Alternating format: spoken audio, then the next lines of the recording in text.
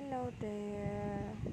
Ayan po, nag-uukay na naman po ako dahil may ililibing po akong namatay na kambing. At ngayon po kasi, kaya po pala siya namatay kasi siya po ay may sakit. Hindi ko po kasi matukoy kung ano po yung sa kanya. Pero sinubukan ko naman po siyang gamutin. Binigyan ko na po siya ng pampurga ng vitamin B complex. Tapos po, vitamin A, D, E.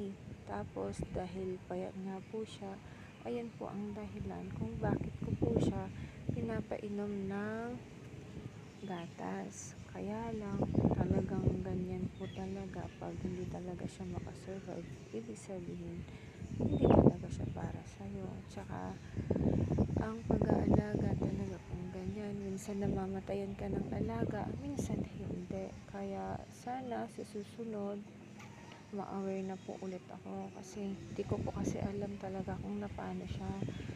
Saka bumubula po kasi yung bibig niya noon.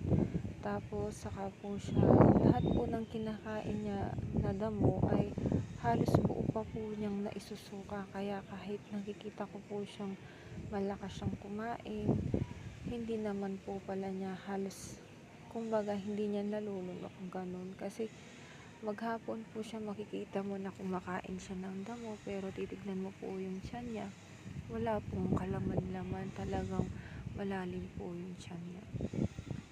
Ayan po dyan, ayan, kukunin ko na po siya dyan kung saan po siya namatay.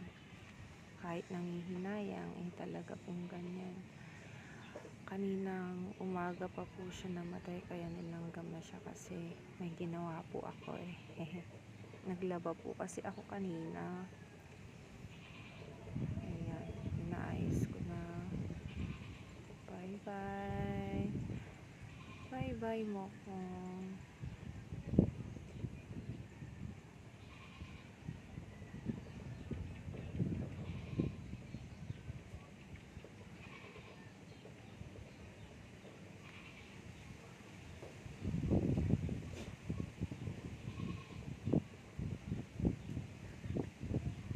Ayan, kailangan pantayan po siya. Malalim po yan kasi baka mangamoy, lalo na medyo malaki na po siya, nasa mahigit 10 kilos na po yung kilo niya.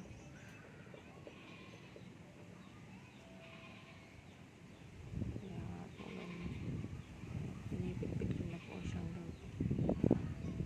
saka kailangan po kasi talagang malalim, lalo na may mga alaga po akong aso, baka pag bumaho huhukain po niya. At yun lang po, bye bye.